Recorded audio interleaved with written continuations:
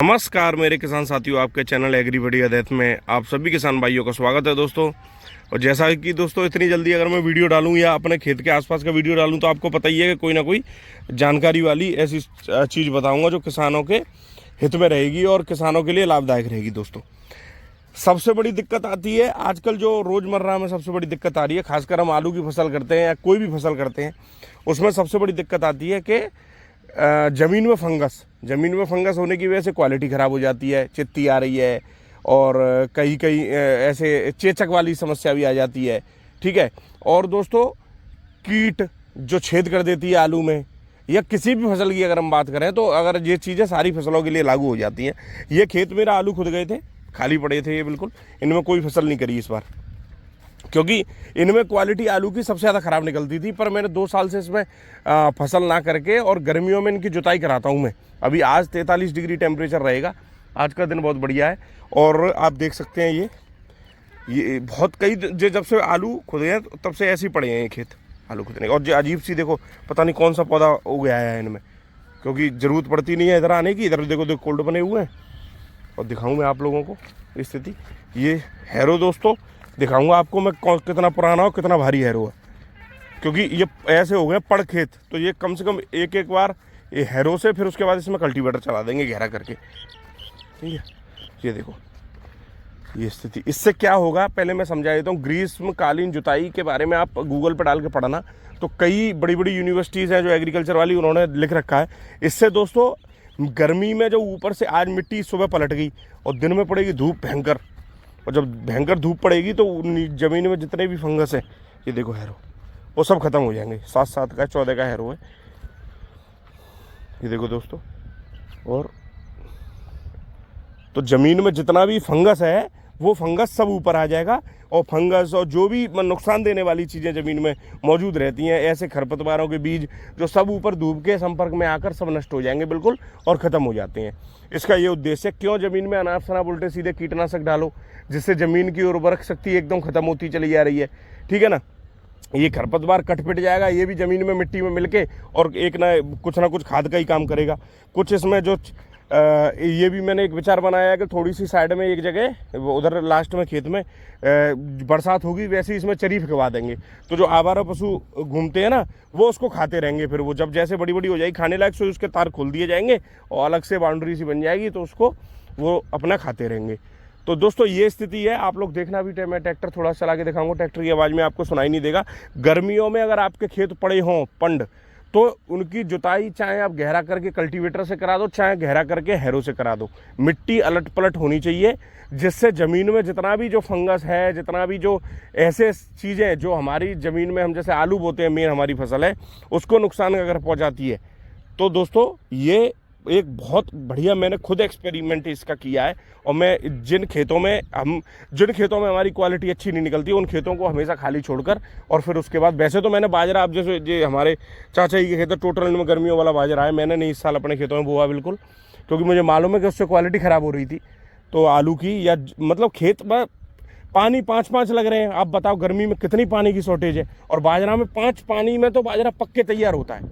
आप समझ रहे मेरी बात को।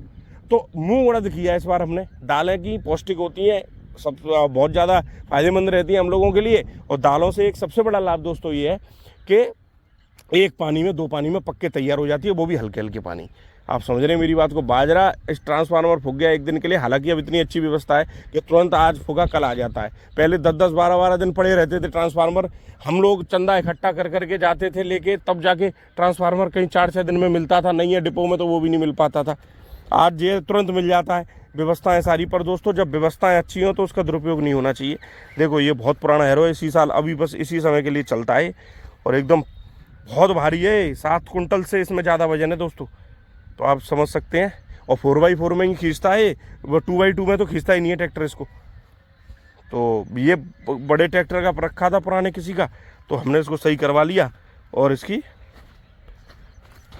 देखो अब वो डिस्क भी सही हो जाएंगी, चमक जाएंगी। तो मैंने 1-2 चक्कर लगाए थे, अब आप लोगों को थोड़ा सा दिखाता हूँ मैं, तब आ जाएगी। देखो मच्छर ही अजीब सा, देखो ये उड़ रहा है, ये सब गायब हो जाएगा जी, इसी में तो पल्ला होगा सब। तो ये सारी चीज़ें हैं ध्यान रखने वाली किसानों को, छोटी छोटी चीज़ें। देखो हम कोई भी ज़मीन में कीट हो, अब जैसे जो लार्वा है, जो वाइट क्रप बोलते हैं, जो क्या कहते हैं, जो आलू में घुस जाती है और आलू में काला छेद कर देती है, वो ऊपर आके जब धूप उसके जो भी अंदर वो तैयारी कर रही होगी अंडे वंडे देने की, जो भी चीज़ें वो धूप के संपर्क में आके सब खत्म हो जाता है। ठीक है ना। इन खेतों में 2 साल से मैं कोई फसल नहीं बो रहा, गर्मियों में जुताई कराता हूँ, सिंगल आलू के में छेद नहीं होता है, सिंगल आलू में। और जबकि 50% किसानों की यही एक बहुत बड़ी समस्या है। तो उसके लिए लोग डालते हैं भयंकर भयंकर कीटनाशक, ऐसे ऐसे जो ज़मीन की में जो अर्थवॉर्म और जो भी हमारे मित्र कीट है उनको भी खत्म कर देती है। तो दोस्तों केमिकल का साथ पूरी निर्भरता नहीं रहनी चाहिए किसी चीज़ के ऊपर। आप समझ रहे हैं मेरी बात को। हमको मालूम है कि इस चीज़ से हमको नुकसान हो रहा है, पर दोस्तों धीरे धीरे करके हमें निर्भरता कम करनी पड़ेगी, जिससे जागरूकता आएगी। और जागरूकता पहले कुछ बड़ी बड़ी जो कंपनियां हैं, जो केमिकल वाली कंपनियां, उन्होंने ऐसा माहौल बना दिया था किसानों के लिए। वो ये कहते थे कि अरे जुताई ज़्यादा करने की जरूरत ही नहीं है। तो किसान क्या करते थे कि जुताई करना बंद कर दी। देखो सब अपनी अपनी जीविका चलाने के लिए काम करते हैं। ठीक है। और दोस्तों ये हमारा स्वदेशी सोनालिका ट्रैक्टर बढ़िया एकदम, ये मैंने लगा लिया। इधर हाई में तो है ही है और इधर फर्स्ट के लो में। और मैं आपको दिखाऊंगा चला के, फिर इसको 4x4 निकाल के दिखाऊंगा। ठीक है।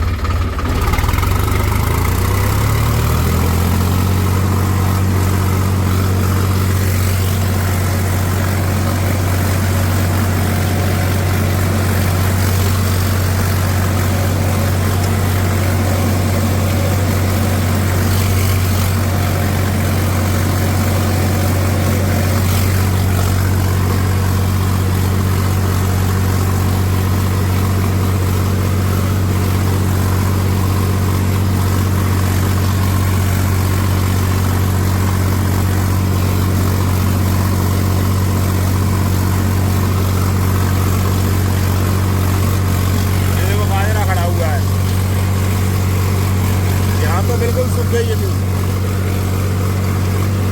पानी कट गया था इसमें, पर कोई दिक्कत नहीं है। जगह अजीब चीजें खरपतवार है, जाने कौन सा पौधा है।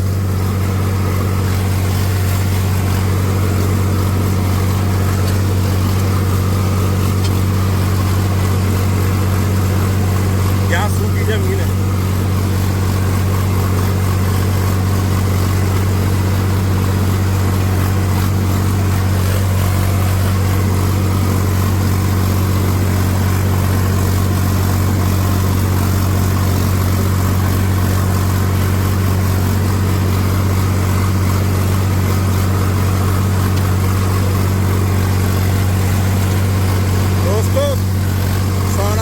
ट्रैक्टर की एक खासियत है, आवाज चेंज कर देता है, चाल चेंज नहीं होती इसकी।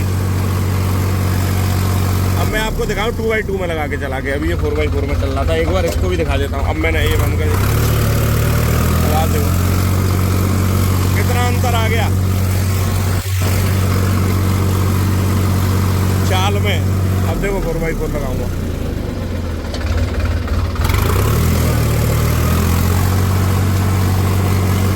अब साइंस चल रहा है। तो वो बात सब ठीक है, पर हम लोगों को सोचना चाहिए अपने भविष्य के बारे में।